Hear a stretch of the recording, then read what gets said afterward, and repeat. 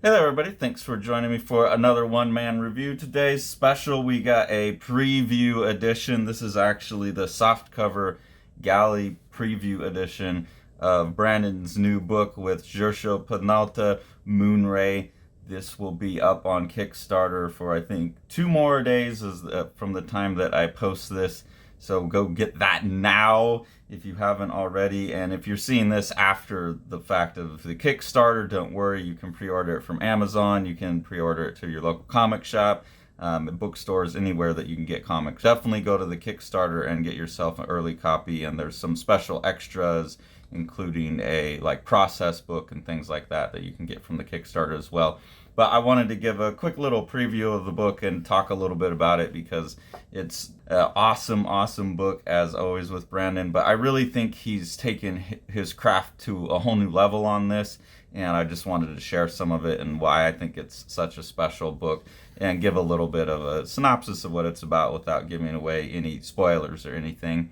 I think this page here is really the best synopsis of the core concept of the book, which is the idea of Miyam.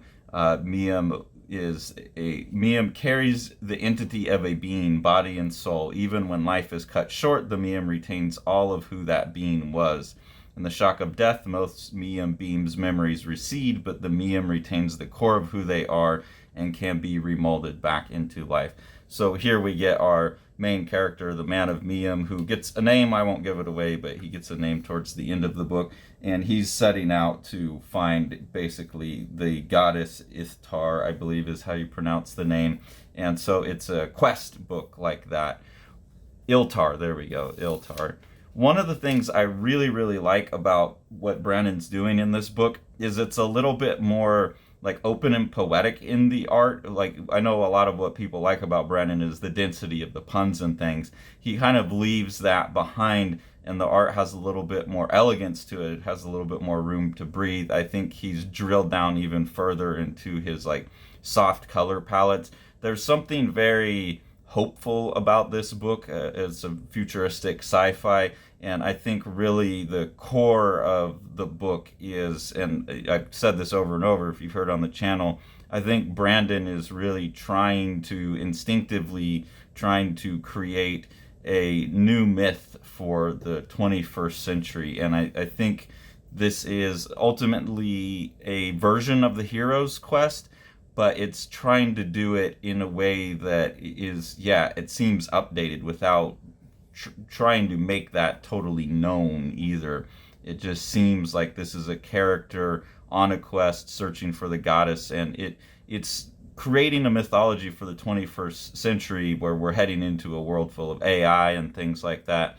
I think we're all feeling that the old stories aren't working for us, but the old story structures might still be powerful and positive, and I think this is the kind of first shot that I've seen at someone really doing a valid version of that type of old story structure, but it really feels updated with the idea of the 21st century. One of the things that I find quite interesting is the idea of the Miyam. I know this was initially started as a concept for a video game, and they were thinking about being on the blockchain, and so the idea that you yourself are constructed out of the most precious material and something that within a game could be played, it could actually be something you accrue by mining, by playing the game and things like that is really interesting. But I think it's a really kind of good metaphor for how we're thinking about identity these days. That tends to be the core of most of Brandon's work anyways, on my assessment of it.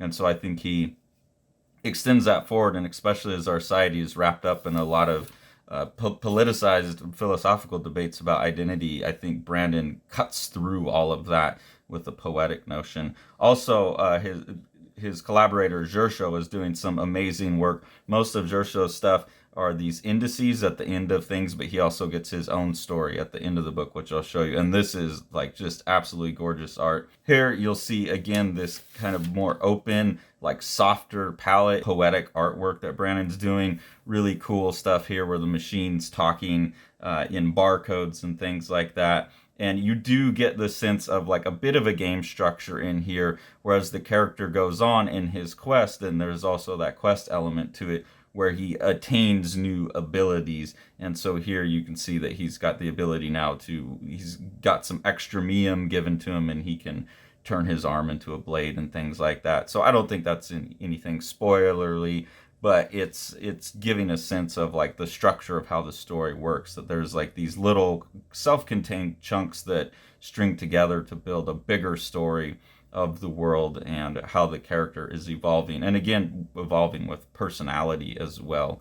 Like that idea of identity, he's seeking his identity in this world, and that's like part of the precious stuff that he's getting. Another thing that I really like as an addition to Brandon's art, he's played with it. Like when we talked to him about multiple warheads, there were some pages like this, but more and more in this book, color is its own part of the art. It's not just filling in the line work, but it's areas like this where it actually becomes, the color is creating the contours. It is creating the edge of things. And I think that adds to that like kind of beauty in the work.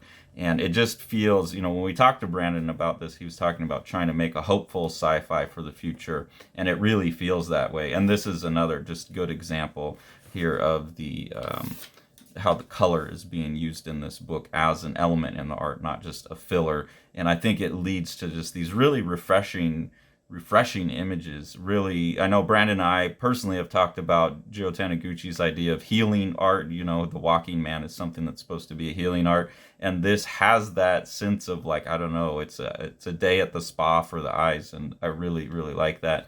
Here you're seeing the thing that if you watched our Multiple Warheads chat with Brandon, Sean kept referring to the Xanacam. It's a gigantic living creature that people are inside of, and the insides of that look really cool. That's the Xanacam. And this just gives you a look at some of the kind of gorgeous, I don't know if anyone will catch the reference, but these forms that Brandon's going in here remind me of the painter Agnes Pelton, who's always, to me, felt like she was painting souls, and Brandon's starting to get there in his art with these biomorphic forms and then filled in with the color palette, and you can see music being represented in really interesting ways here and whatnot. Here at the end, you get Gersho's piece. He has a story. This is volume 1, so you can tell that this story, as the others, are going to continue. And just really detailed, rich art, really awesome coloring on everything, and continuing on in that European clean line style, but that's being kind of updated and felt more modern. So also really cool. This is kind of like a side story with a different character, and I'm not sure, I haven't seen volume 2 or anything yet, but it feels like this is either a kind of secondary commentary on the theme, or maybe a story that will intersect at some point with the main character, which is Brandon's portion of the book. But they go really well together. And I'm really glad to see. I haven't seen anything that Gersho has done since his 8 House collaboration with Brandon. So really excited to see that artist back and working and evolved and even better than he was before. So really beautiful book. Hopefully this is enough of a preview of it to whet your appetite if you haven't already. And I think for someone who's already given us so many gems, Brandon is someone who's kind of relentless and restless in perfecting his craft and getting better, both as an artist and a writer. I also think in terms of writing, this is Brandon's most focused in terms of plot. That's still all the world building detail that everyone likes with Brandon's stuff, but there's a much more clear through line about what the story is about.